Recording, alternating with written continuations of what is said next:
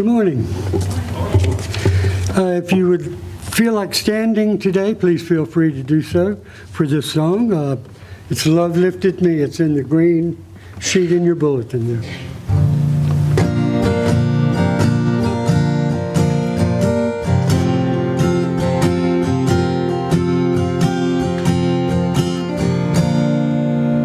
I was sinking deep in sin, far from the peaceful shore, very sleepy, sane within, seeking to rise no more.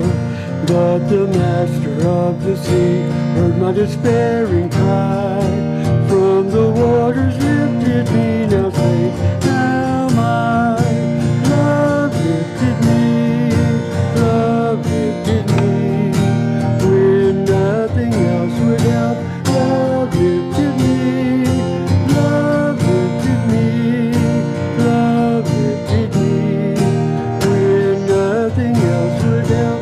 Love lifted me. All my heart to Him I give, ever to Him I cling. In His blessed presence live, ever His praises sing. Love so mighty and so true, it's my soul's best songs. Faithful, loving service to Him belong. Love lifted me, love lifted me, when nothing else could help. Love lifted me, love lifted me, love lifted me, when nothing else could help. Love lifted me. Souls in danger, look above. Jesus completely saves. He will lift you by His love out of the angry waves. He's the master of the sea, does His will obey. He, your Savior, wants to be saved today. Love lifted me, love lifted me, when nothing else could help.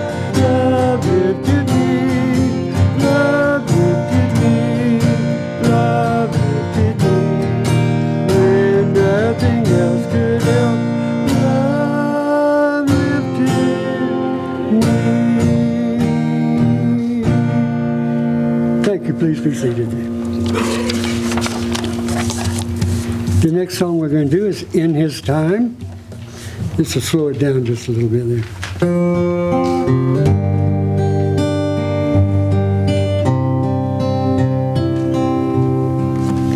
I think that'll be a little too high for us.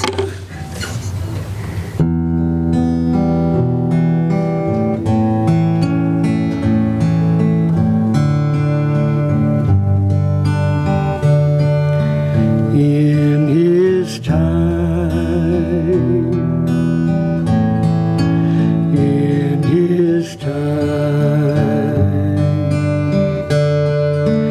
He makes all things beautiful.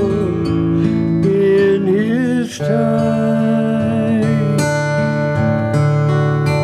Lord, please show me every day, as you say your way, that you do what you say in your time, in your time, in your time. You make all things beautiful in your time.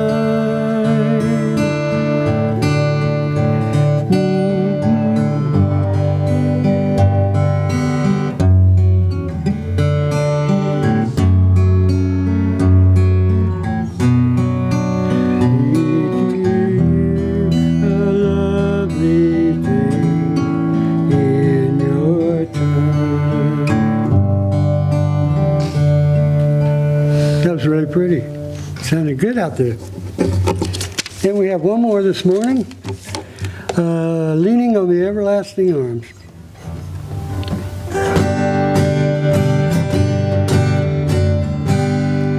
What a fellowship, what a joy divine, leaning on the everlasting arms. What a blessedness, what a peace is mine, leaning on the everlasting arms. Leaning, safe and secure from all alarm. Leaning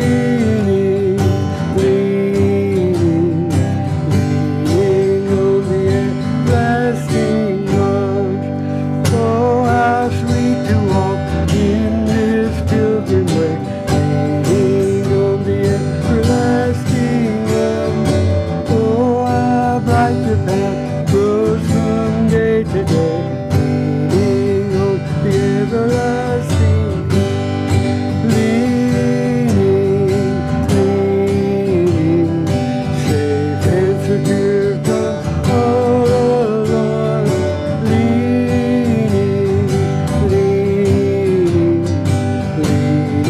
on the everlasting arm. What have I to dread? What have I to fear? Leaning on the everlasting arm. I have blessed peace with my Lord so near. Leaning on the everlasting arm. Leaning, safe and secure from all alarms. Leaning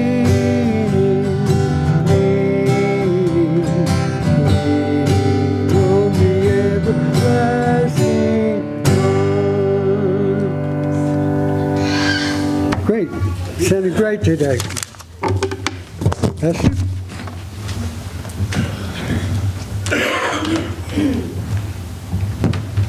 Good morning. Is everybody awake? Had a good weekend? Y'all just remember now, like I told you last week, if you don't interact with me, I'm going to keep on going. No, brother, you beat me to the punch, moving everybody to the front. So you can go ahead and turn over to John chapter 14 if you want to follow along with us. While you're doing that, the other day I was speaking with one of my friends, and being a veteran of the United States Navy, I got friends from all over the place, of all political parties, of all different religions.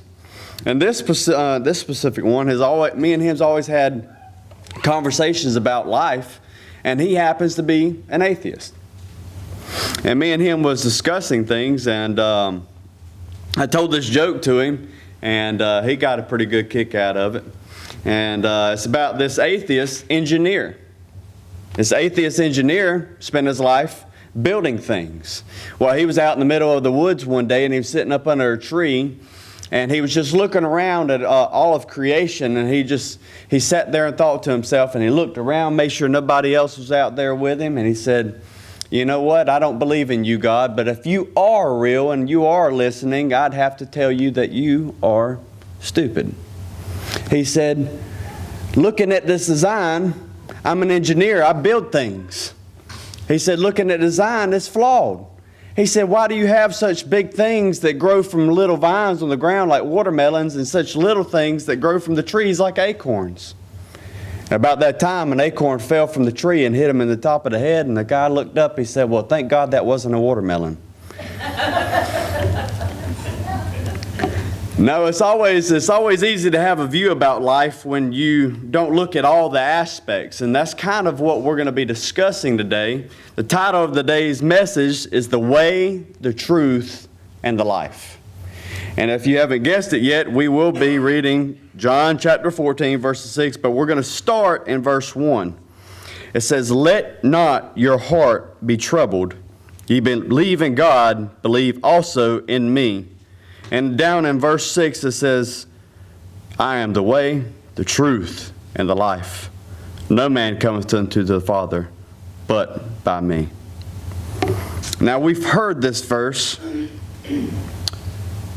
If you're like me, I was raised in church, so if you've heard this verse, I've heard it all my life, and I really sat there and thought about this last night.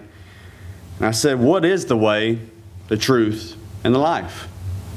And all of them kind of go hand in hand. They go perfectly hand in hand, actually. I believe it was Winston Churchill that said that the truth is so valuable that it is often barricaded by a bodyguard of lies. And how true is that with the truth of the gospel? I was just sitting with some family members the other day, and we were discussing the church.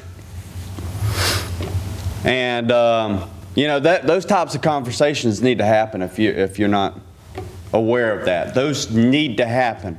The problems with the church, and I'm not talking about the four walls, I'm not talking about leaks and electricity issues, I'm talking about what's wrong with the church. What's wrong with the church? And I won't say which family member it was, but he is an elder in my family. He is also a called minister as well as me and my father. In our family, there's 3 different ministers. My mom jokes that the Browns just need that much help. But he turned to ask me, he said, well, what do you think is the problem with the church? One of the problems with the church. And I gave him an answer that he didn't quite like. I said, theology. Now, without thinking about it, I could tell that he did not like that answer. He's old school. He didn't like that answer, so he just kind of snuffed me off, and he said, you know what, you could think that because you're young. And then he went back to talking with my dad a little bit more. And I said, I sat there and I sat in silence, and I've always been raised to respect my elders and respect their, but I couldn't go any further into the conversation. I said, hey, I got to stop you real quick. I said, you kind of wrote me off as what I said as me just being ignorant and young, but you didn't even ask why I said what I said. I said, you just thought that I was just, trying to tear down all tradition with that answer. I said, that wasn't my point at all, but you didn't ask me why. He goes, okay, fair enough. Why? I said, do you know how many denominations of Islam there is? He said, I don't know. I said, really, there's 2. There's peaceful, and then there's radical. I said, do you know how many denominations of Christianity there is? Does anybody know? You can guess. If I say no wrong answers. How many? Thousands? Over 3,000 denominations of Christianity.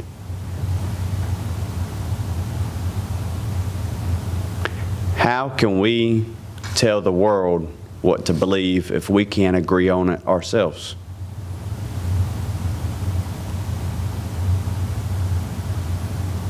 How?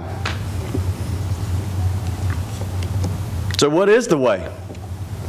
Well, if you read down in chapter 14, Jesus clearly explains the way, that He is the way. And later on he reads, or he speaks out and he says that those who love me will follow my commandments and they will hear my calling. Now, I was speaking with my buddy the other day, the one that's the atheist. He said, how does some people hear the calling of God and others don't? I said, well, that's simple. It's not that they don't get called, it's that they don't hear. He said, what do you mean? I said, do you bathe every day? He said, yes. I said, what would happen if you didn't bathe for 3 days? He said, well, I imagine I would stink. Is that the Lord calling? He said, I imagine I would stink.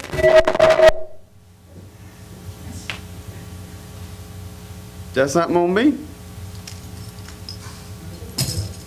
Think you got it? I said, might be some metal or something. We're good. I said, would you smell yourself after 3 days? He said, yes, I would. I said, what about after 10 days? He said, I'd probably stink. I said, would you smell yourself? He said, no, I'd start getting used to it by then. And then he realized what he just said. He goes, oh. I said, yeah, God calls everybody. But some of us are so conditioned to deny God and push Him off to next week and next week and next week till we get to the point where we don't hear Him anymore. And we may hear Him, but we've confused Him with the voice of this world so much that we don't know what the difference is anymore.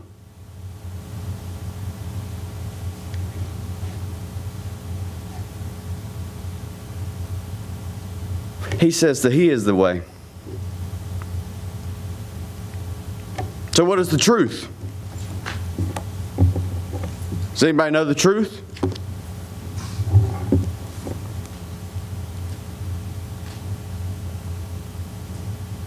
He said he brought up the fact. Is this thing on? There we go. He brought up the fact that there's so many things about different about creation, about life. He said, what is actually the truth?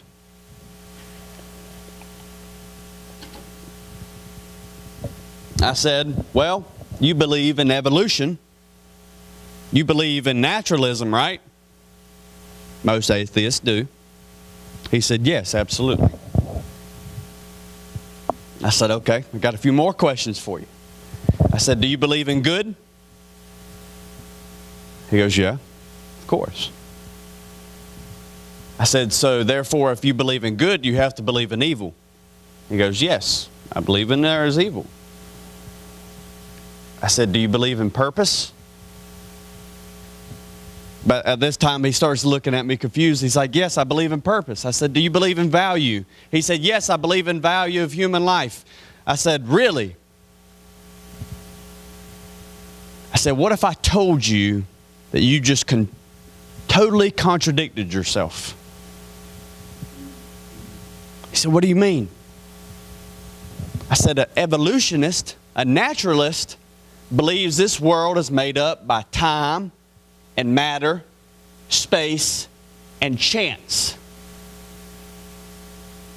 An evolutionist believes that all throughout history that the human life is nothing but dust in the wind.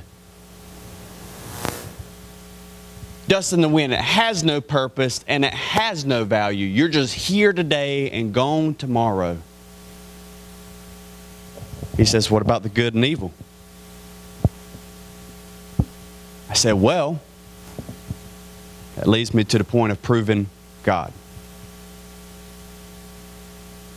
I says, you say that there is a good. He said, yes. I said, so therefore there has to be an evil. He said, yes. I said, if there is good in people, there has to be a moral law giver. A moral law. The thing inside of us that says this is right and this is wrong. If there is a moral law within us, there has to be a moral law giver. He goes, okay, I agree with you that there is good. He said, I agree with you that there is evil. I might even lend you that there is a moral law within people, but why does there have to be moral law giver? I said, this brings me back to the value and the purpose. I said, if there is no moral lawgiver, then you have no value. And if you have no value, therefore your question has no value. Why should I answer it? He said, well, you just answered it. I said, because you have value.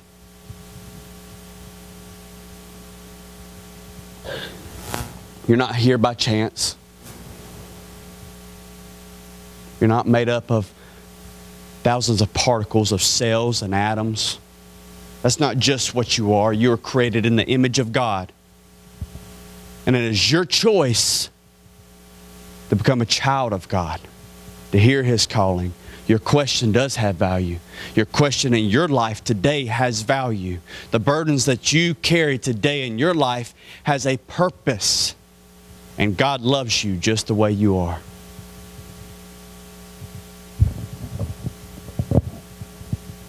God loves you just the way you are.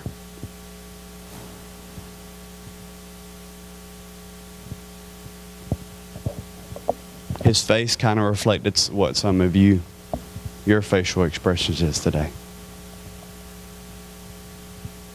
He was stunned.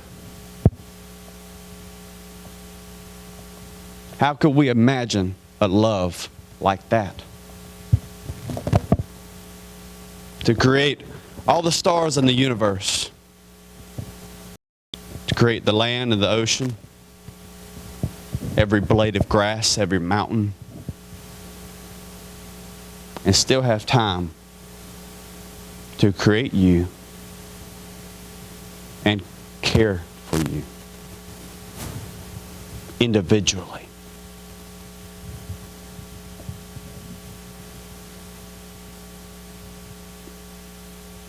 I can't fathom a love like that.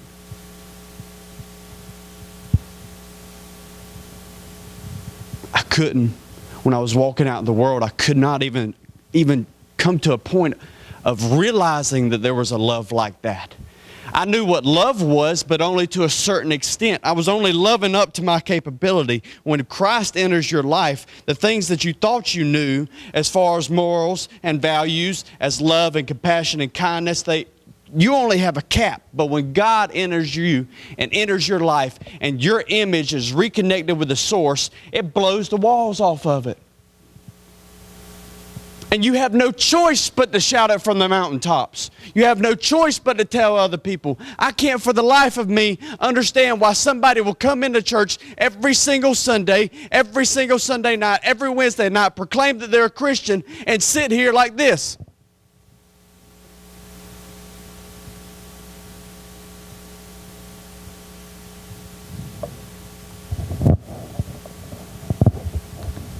You must not have what I got. You must not. And I go around and I speak to different churches and let me tell you something. Christians are not selling it. We're not. We are dead. Maybe these pews are just a little too comfy. Back when we didn't have pews, people were talking about God more.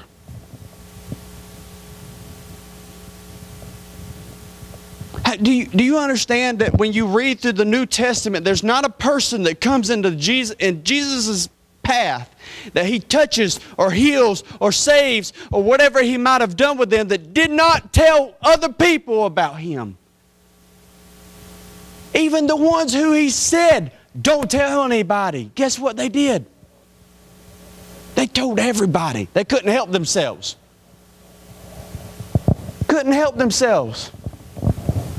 And for the life of me, we've got it so much better. We don't have to work the fields all day, every day, from dawn to dusk, just so we could eat that night.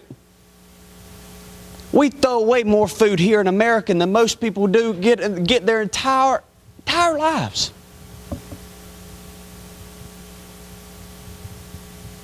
And it seems like the more we have, the less we need God in our lives.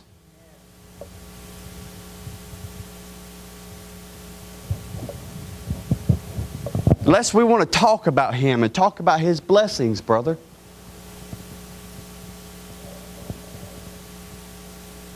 Maybe you don't feel blessed. I can't tell you how many times I sat in these church pews and did not feel blessed.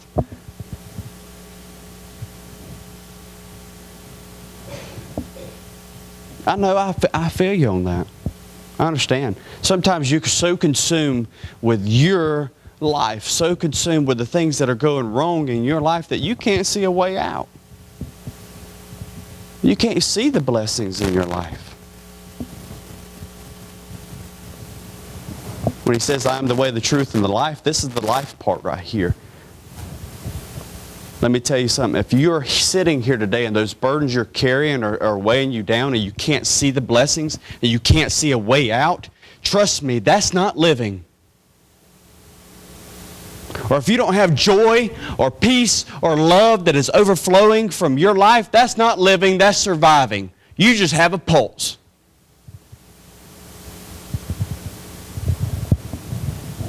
Is that what he meant when he created us? Oh, I want them to have a 9-to-5 job, and that's it. Pay bills and die. Really? That's what God of all creation had in mind for us?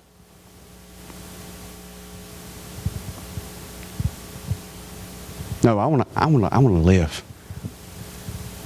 I want to live. Now, when I was talking with my atheist friend, he said, "Okay, well, I've got another contemplation." He said, "As heaven is so good, why don't you want to die?" I said, "Because I'm not an atheist." He looked at me confused. I said, "If I was a true atheist, like you proclaim to be, and I didn't believe in good or evil or value or purpose, and I was just here by a product of time, matter, space, and chance, I would look through all of human history and really believe that I was just dust in the wind, just a time here, and I would sit there in my room at night and wonder, why am I still here and why haven't I killed myself?" I said, the point is, the atheist really fears death. I said, that's why atheists don't kill themselves. They would all come to that conclusion that I just said, and they would sit there. But the real problem with atheism and the reason they don't kill themselves is because they fear death. I said, I've got the opposite problem as a Christian in my life. He said, what do you mean? I said, I don't fear death. I said, yeah, heaven's going to be better than what I could ever fathom, what I could ever imagine. But that doesn't mean I don't want to live here today. Later on in John chapter 14 says, because I live, you also shall live. God created this world and He created this life, and He didn't want you to have it or you to live it. He wouldn't have ever made you.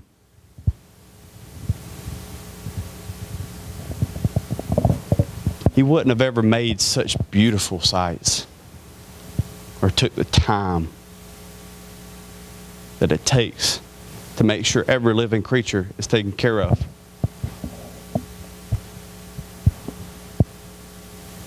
He wants you to live. He wants you to keep the faith. Stand strong.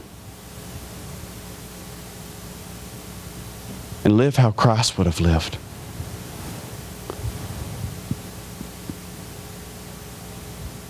You know, I got asked one time, says, well, it really talks about Jesus only when He's a kid, a baby, a kid, and when He's older. He missed His teenage years and his 20s and all that. He says, what do you think He was doing? I said, I really don't know. I really don't. But I can only imagine that He was living a story worth being told.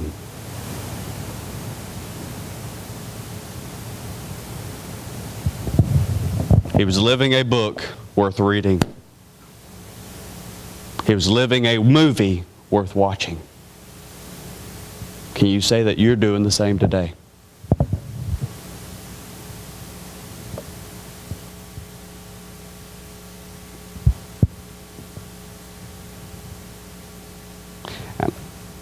I come to the conclusion of realizing why Christians sit in the pews with the same faces every Sunday. It's something that we don't talk about in church. Christians, we're bored.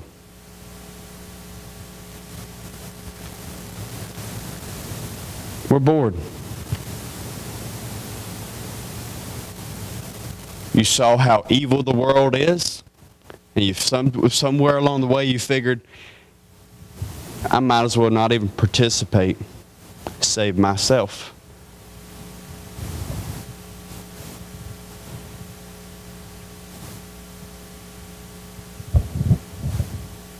I don't even want to get out there because that might risk some darkness touching me. Y'all, we're not given the spirit of fear. We're not. So instead of looking at it like the darkness might touch me, you just need to start looking at it like your light might touch other people. You are needed out there. It doesn't really matter whether somebody knows that you're a Christian in here or not. But if you was out in town and it wasn't a member of the congregation or wasn't a close family friend or even family, and people saw you out in town, would they be able to tell that you're a Christian? Would they be able to tell there's something different about you?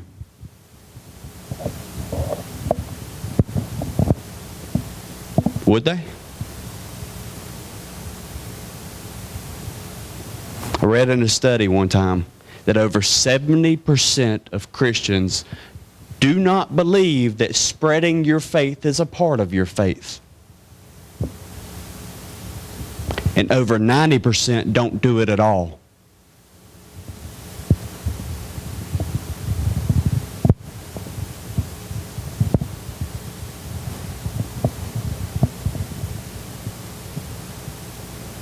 Each one of you today,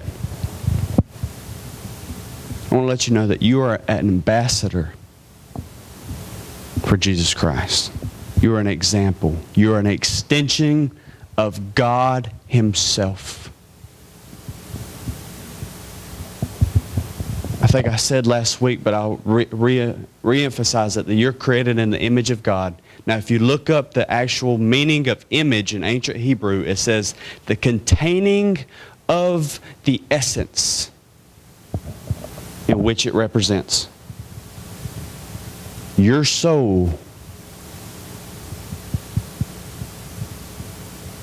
is the containing of the essence in which the image it represents God.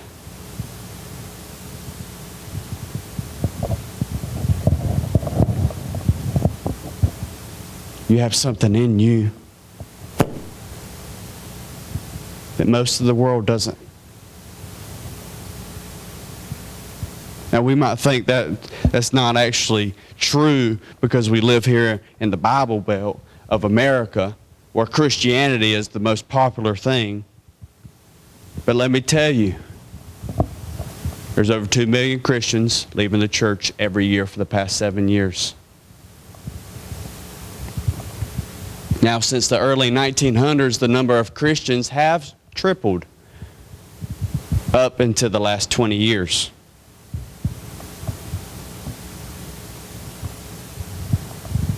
There's 2.3 billion Christians, proclaimed Christians in this world. Now, some of you might think that that's pretty good.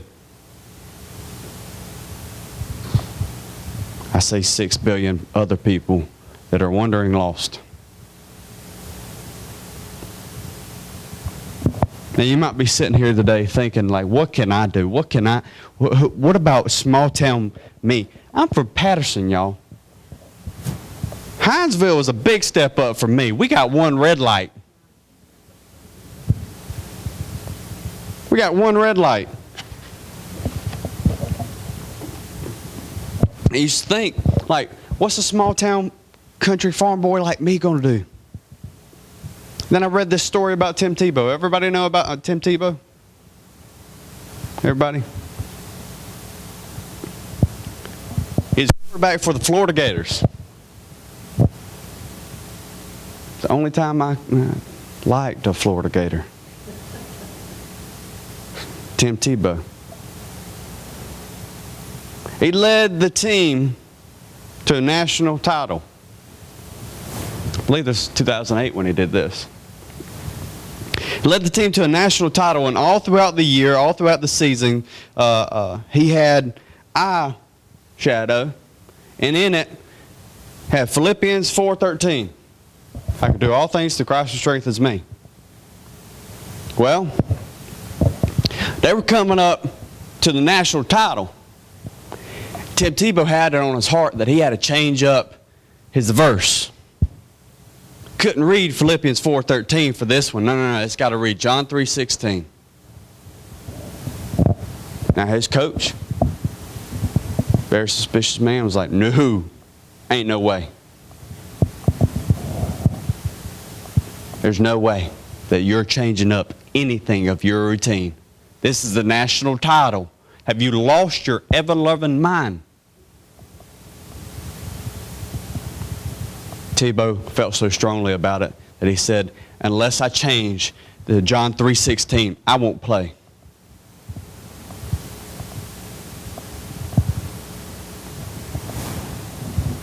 Florida Gators went on to winning the national title. Tebow and his family, the next morning, Tebow and his family were all sitting and having brunch with the coach and his family.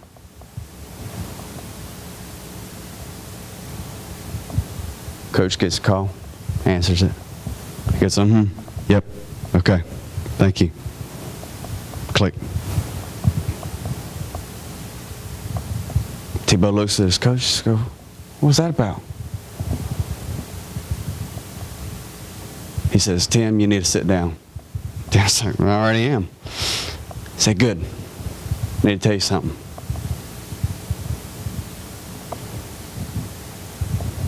He said, last night they ran an algorithm. He said, do you know how many people Googled John 3:16 last night?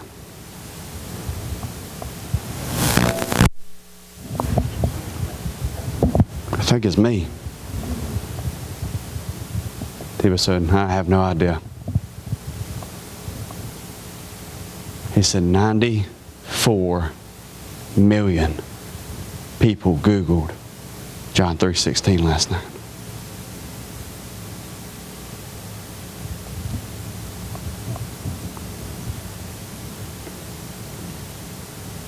So you're telling me that one man can't make a difference?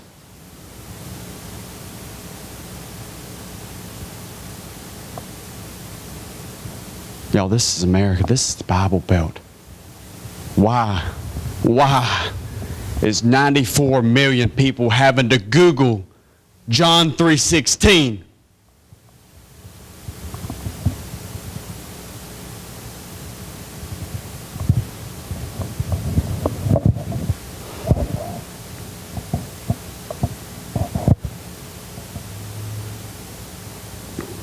I was raised here. I thought that was just taught to everybody. As soon as you just can understand words, you're taught John 3:16. It's the cornerstone of our faith. And 94 million people have to Google it. Is that Jesus calling?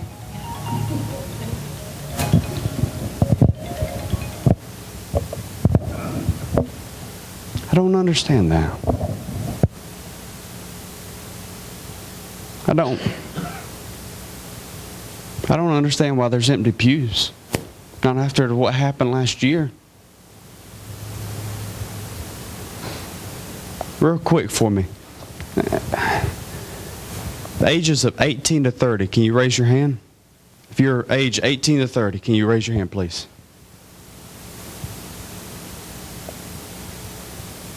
If you didn't see, 2. You can put your hand up. There's a whole generation missing there. There's a whole generation.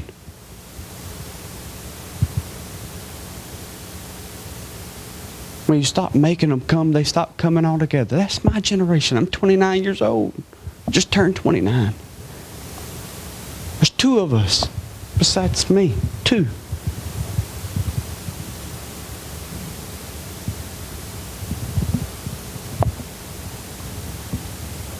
And let me tell you something. God ain't stopped being God, y'all.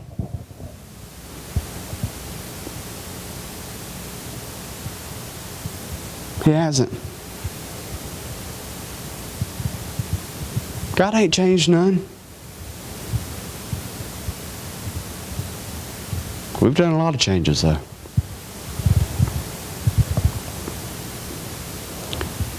Maybe you sit here thinking, oh, we're at a contemporary church. At the prosperity gospel preaching. It's just like I told my family member that I discussed earlier. I said, you wrote me off as young. I said, that's exactly why there's only contemporary churches without any tradition. You got some young, on fire people, and you wrote them off as being young when they come up with an idea that you didn't like. That's why there's prosperity gospel with no theology. Contemporary with no tradition. They got to a point where they said, okay, well, fine, we'll go do our own thing. Let me tell you something. I don't like prosperity gospel. But I also don't like bitter preaching either.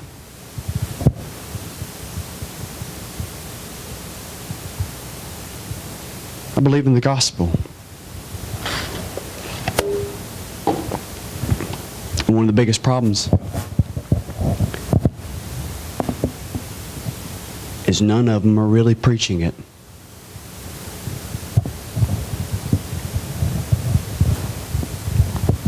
The way is written right here.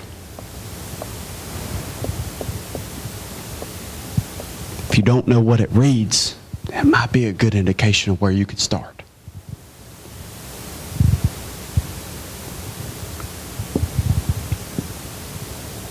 Christianity is the only faith in the world that talks about a rebirth, a salvation into a rebirth. The problem is there's still a lot of adolescents sitting in the pews.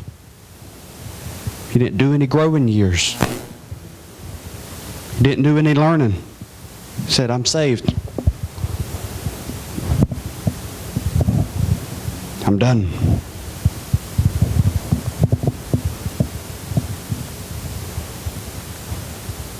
The way is through Jesus Christ, trying to reflect His life in yours. The truth is, God put you here for a specific purpose. It was perfect design. He created you in His image. You have value beyond you can fathom. And He wants you to live a life worth living. Each one of you today has a mountain in your life. I do a lot of traveling. I do a lot of hiking. I do carry a bag with me, but I try to keep that bag as light as I can. Because the heavier the bag is, the harder that climb is. Each one of you has a mountain in your life.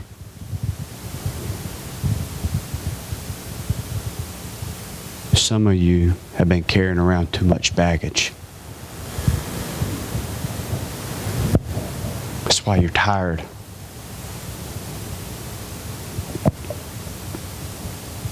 Have we forgotten what the altar's for? There is an altar up here. And there's absolute power in prayer. You've been trying to do it your way for way too long, and nothing is changing.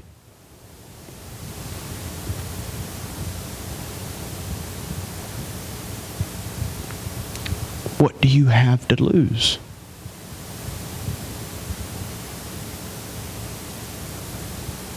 what, your pride? Some of you could lose a little pride and still have more than others.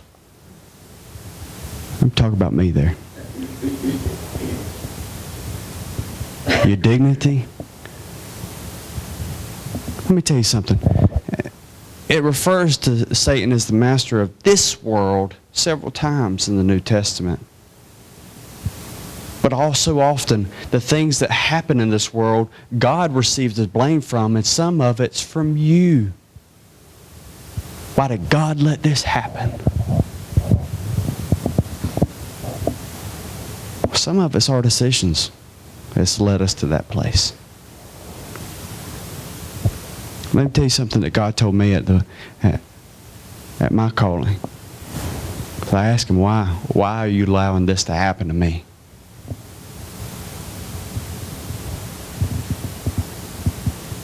He said, son, I'm not doing it, but I will take it away. You can't change what's happened to you in your life. You can't change your past, but you can let go and let God be God in your life. He can come into your heart and give you a new heart and give you a new mind, and you can become a new person. He can wipe out your past and give you a future. As every head is bowed and every eye is closed, as the song leader comes, and I just want him to play softly.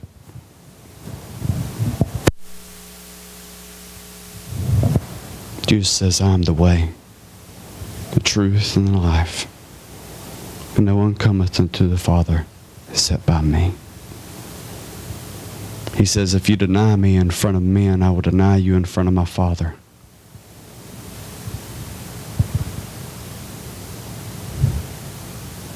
So you have a chance to come today, to get it right, to lay down those burdens that you've been carrying for far too long. To ask God to come into your life, to connect you back to the source of your soul, to give you a new heart,